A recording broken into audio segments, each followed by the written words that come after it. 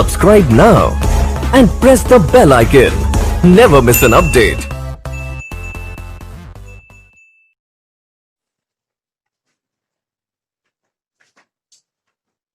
Good morning everyone. आज हम पढ़ेंगे तीसरा कंपाउंड अम्ल क्षार और लवण पाठ के अंतर्गत जो हमको पढ़ना है वो है हमारा विरंजक चूर्ण। विरंजक चूर्ण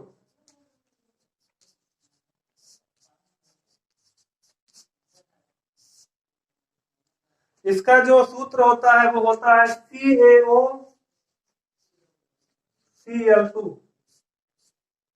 CaOCl2 इसे ब्लीचिंग पाउडर भी कहते हैं। Bleaching powder, bleaching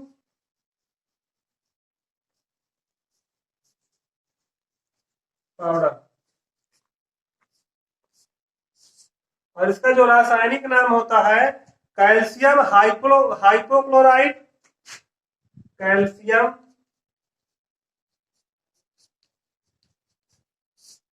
hypochloride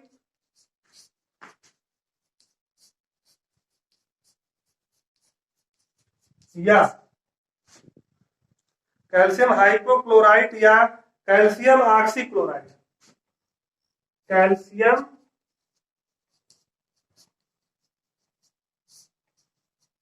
oxychloride.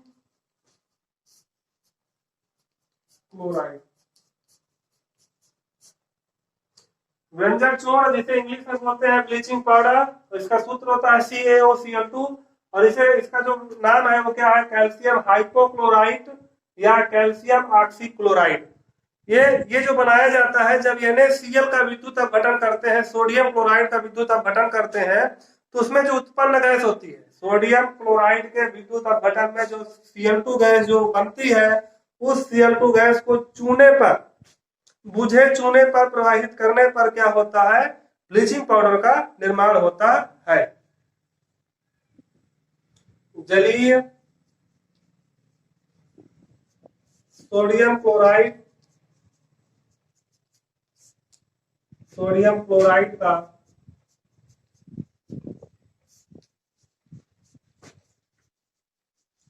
विद्युत अपघटन कराने पर क्या करते हैं, सोडियम क्लोराइड का विद्युत अपघटन कराने पर जो उत्पन्न गैस होती है, उत्पन्न Cl2 गैस। जब भी सोडियम क्लोराइड का विद्युत अपघटन पढ़ेंगे तो उसमें कौन सी गैस उत्पन्न होती है, Cl2 गैस, जो हम पिछली कक्षा में पढ़ चुके हैं। NaOH का जो निर्माण हम पढ़े हो किसके द्वारा पढ़े हैं, सोडियम क्लोराइड के विद्युत अपघटन द्वारा। तो इसकी जब उत्पन्न Cl2 गैस होती है, जब बुझे चूने पर प्रवाहित करते हैं तो क्या होता है, विरंजक चूर्ण प्राप्त होता है। Cl2 गैस को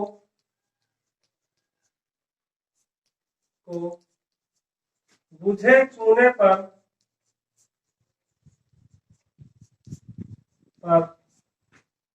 प्रवाहित करने से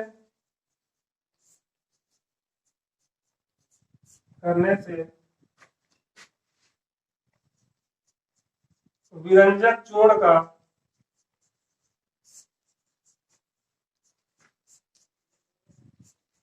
निर्माण होता है।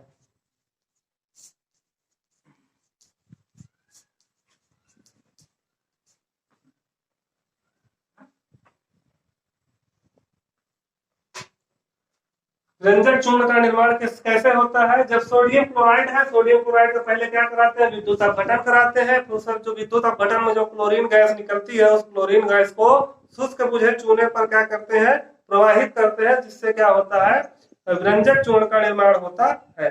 जैसे यदि हम देखिए इसमें हम देखिए शुष्क बुझा चूना जो होता है, बुझा चूना CaOH का होल पाई, बुझा चूना, बुझा चूना के ऊपर क्या कौन सी गैस प्रवाहित करते हैं, क्लोरीन गैस। ये क्लोरीन गैस कहां से निकलती है, सोडियम क्लोराइड के विद्युत अपघटन से। तो जब क्या करते हैं कि ये क्या बना लेता है, विरंजक चूर्ण CaOCl2, ये बना लेता है विरंजक चूर्ण और साथ में क्या बनता है, जल। तो ये हो गया बुझा चूना जो है शुष्क है, शुष्क बुझा चूना है। और इस तुझे चूने पर जब क्लोरीन गैस प्रवाहित करते हैं तो क्या बन जाता है हमारा विरंजक चूर्ण। इसका क्या नाम है? विरंजक चूर्ण।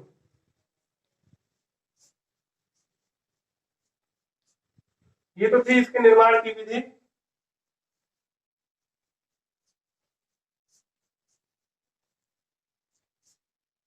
इसे नोट कर लीजिए, इसमें ज्यादा कुछ नहीं है। पहले सोडियम क्लोराइड का विद्युत अपघटन कराते हैं, फिर उस पर जो उत्पन्न क्लोरीन गैस होती है उस क्लोरीन गैस को बुझे चूने पर, शुष्क बुझे चूने पर क्या करते हैं, प्रवाहित करते हैं, जिसके फलस्वरूप क्या होता है हमारे ब्लीचिंग पाउडर या विरंजक चूर्ण का निर्माण होता है। नोट कर लीजिए।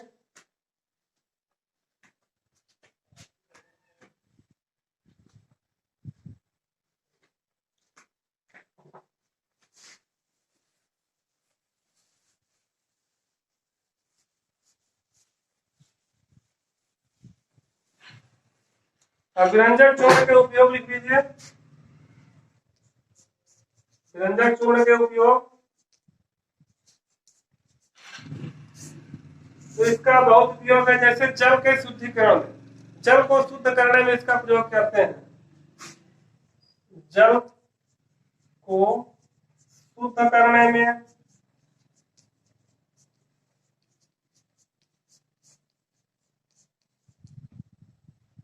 पहला। दूसरा, कागज और कपड़ा उद्योग में, और कागज कपड़ा उद्योग में।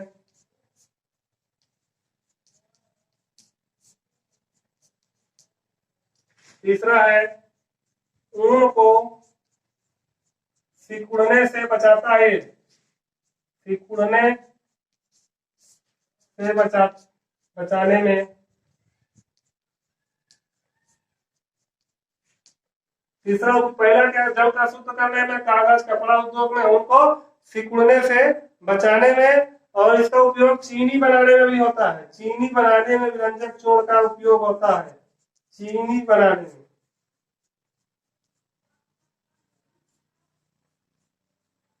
और इसका प्रयोग जो होता है वो ऑक्सीकारक के रूप में भी होता है।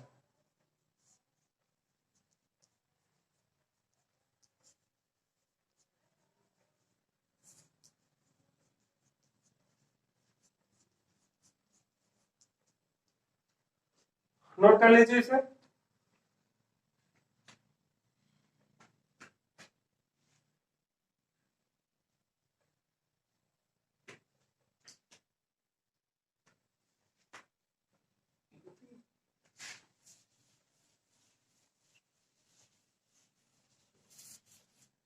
देखिए ये हमारा कंपाउंड कंप्लीट हुआ। अब चौथा कंपाउंड जो हम पढ़ेंगे, बेकिंग सोडा या खाने का सोडा।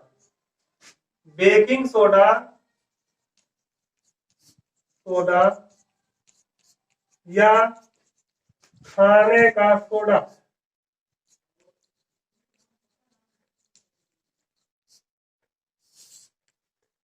बेकिंग सोडा या खाने का सोडा जो बेकरी में जो अधिकांश तौर पर जो इस्तेमाल होता है, केक बनाने में, पाव रोटी बनाने में, वही बेकिंग सोडा या खाने सोडा। आप लोग कभी कभी खाने में भी क्या करते हैं, बेकिंग सोडा का निर्माण बनाते हैं, भोजन को जल्दी ये क्या करता है, पका देता है।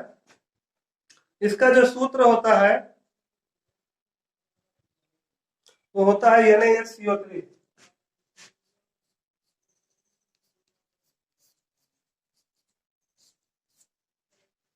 इसकी निर्माण विधि देख लीजिए। देखिए आपके सिलेबस में जो पाठ्यक्रम में दिया है वो यौगिकों के निर्माण की विधि दिया है और इसका उपयोग दिया है, इतना ही आपके सिलेबस में दिया है। तो निर्माण विधि में देखिए,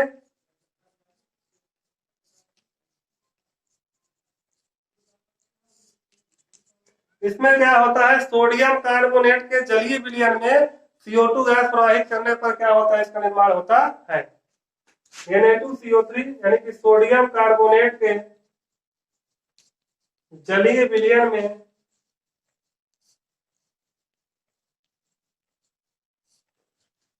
में CO2 गैस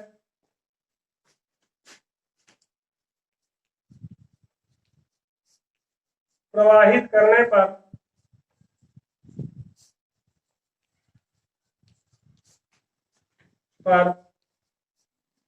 बेकिंग सोडा का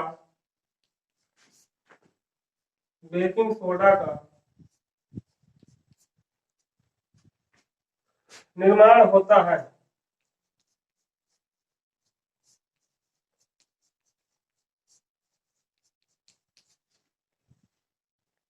बेकिंग सोडा का निर्माण होता है। और देखिए इसमें क्या होता है, जैसे ये क्या हो गया हमारा सोडियम कार्बोनेट हो गया, और ये क्या हो गया उसका जल, और ये क्या हो गया ये CO2। इसका क्या नाम है, सोडियम कार्बोनेट। Sodium carbonate. तो सोडियम कार्बोनेट के जली विलयन में क्या प्रवाहित किया, CO2 गैस, तो क्या बन गया, सोडियम बाई कार्बोनेट या बेकिंग सोडा।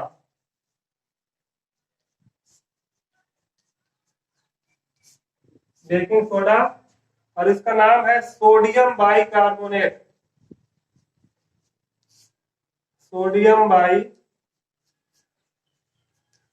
कार्बोनेट, नोट कर लीजिए इसे। तो हमारा ये कंपाउंड कौन सा कंपाउंड है, ये चौथे नंबर का कंपाउंड है, बेकिंग सोडा या खाने का सोडा। इसका सूत्र होता है NaHCO3, और इसका सूत्र होता है NaHCO3। इसका नाम होता है सोडियम बाइकार्बोनेट। और ये कैसे प्राप्त होता है, सोडियम कार्बोनेट के जलीय विलयन में जब हम CO2 गैस प्रवाहित करते हैं तो क्या होता है, बेकिंग सोडा का निर्माण होता है।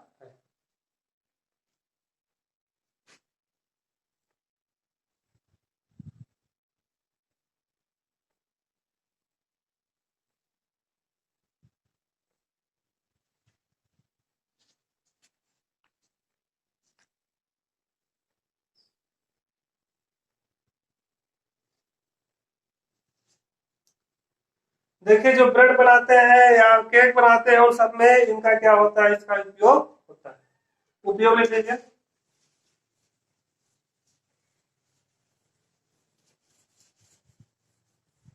बेकिंग सोडा के उपयोग।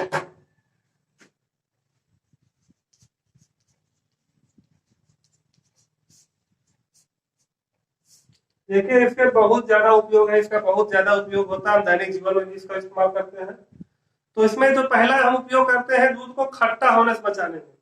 दूध खट्टा ना हो इसके लिए उसमें क्या मिलाते हैं, बेकिंग पाउडर का इस्तेमाल करते हैं।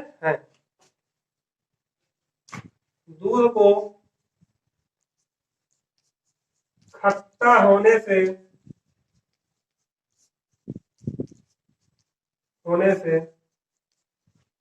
बचाने में। और इसका इस्तेमाल क्या करते हैं, बेकरी उद्योग में भी करते हैं।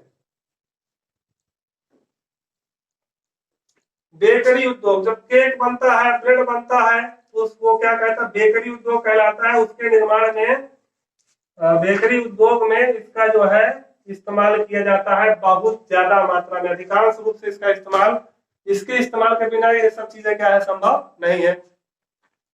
और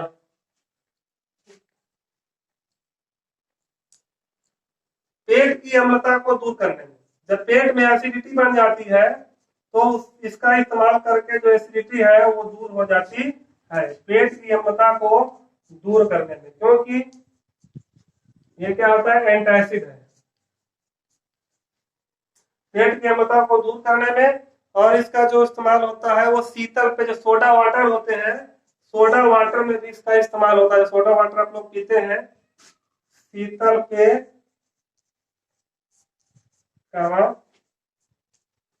सोडा वाटर में।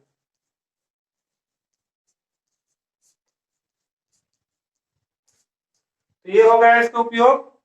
अब इसके बाद दो कंपाउंड आपके और बचते हैं, वो दो कंपाउंड है, देखते हैं उसे। देखिए तो आपके दो कंपाउंड बचते हैं, बचता है एक धावन सोडा और एक बचता है प्लास्टर ऑफ पेरिस, जो हो जाएंगे, दोनों हो जाएंगे अगले वीडियो में। तो अगले वीडियो में हम इस चैप्टर को खत्म करेंगे, फिर उसके आगे वाले वीडियोज में चैप्टर नंबर 1 पढ़ेंगे, जो कि हमने छोड़ा हुआ था। वो इस वजह से छोड़ा गया था क्योंकि कहीं सिलेबस में कोई कटौती ना हो जाए, तो उसमें कुछ कटौती हुई है, तो उसको ध्यान में रखते हुए क्या करेंगे, इस पहले इसे खत्म करेंगे, इसके जो दो कंपाउंड है, उसके बाद फिर नया चैप्टर स्टार्ट करेंगे। पहला चैप्टर बहुत ही छोटा है और ये लगभग बहुत बड़ा चैप्टर था, इसलिए बहुत ज्यादा लेंथी भी है और ज्यादा चल रहा है। इसे थोड़ा रफ्तार में करने का थोड़ा प्रयास किया गया है आखिरी के कुछ वीडियोज में। तो यदि कोई समस्या भी हो रही हो तो क्या करिए, आप हमसे जो है इसको पूछ सकते हैं। कहीं भी कोई भी प्रॉब्लम हो तो कोई भी क्वेश्चन आप क्या कर सकते हैं, पूछ सकते हैं। इसमें कोई दिक्कत नहीं होगी। और गुड बाय।